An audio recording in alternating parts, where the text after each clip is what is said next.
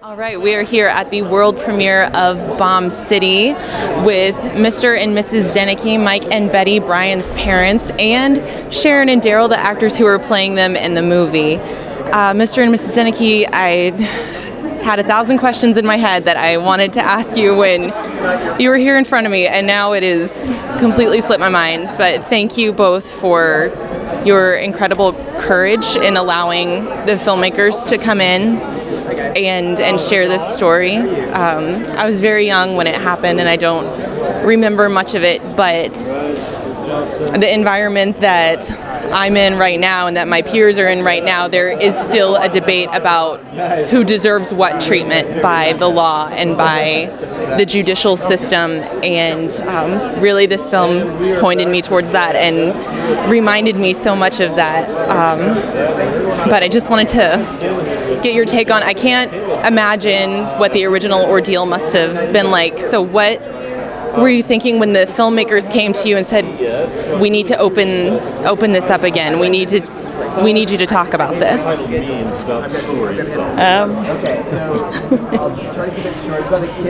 It's just hard to think about it, but it needed to get out there because there was so many kids that we got letters from and heard from that we just felt that it needed to be done.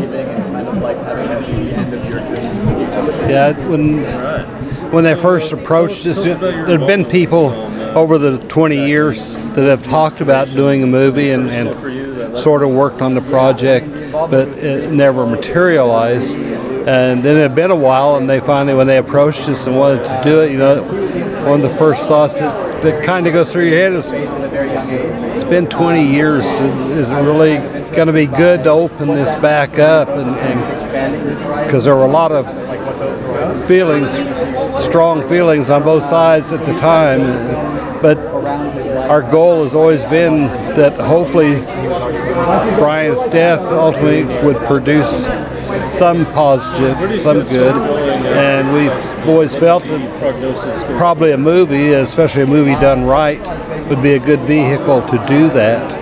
And we felt good about Jamie and Sheldon in their desire to do it, and we said, okay, we'll take a chance, let them do it. And we could tell their hearts were in it, and that they were sincere about wanting to do it right, and we feel like they did a good job at it. So. One of my favorite parts of the movie, really my overall favorite part, is there's some very loving, I don't know if that's the word, loving works at Brian's art and the wonderful art of the Dynamite Museum. That is one of the largest urban art projects that's ever been worked on.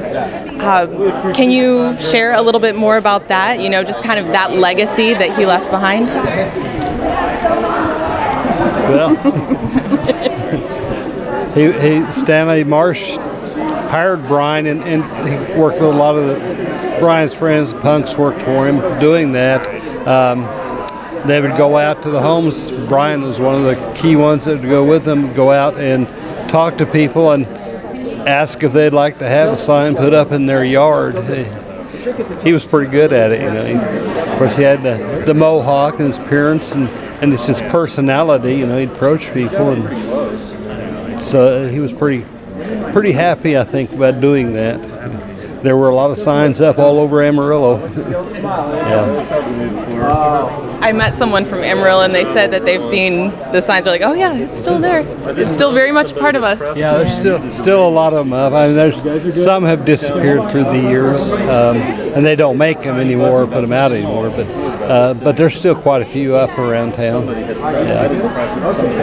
Well, I know that I need to let you guys go, but thank you again so much for being here. Thank you for working with Major and Sheldon and Jamie, and just being willing to be here with us tonight and be part of this film.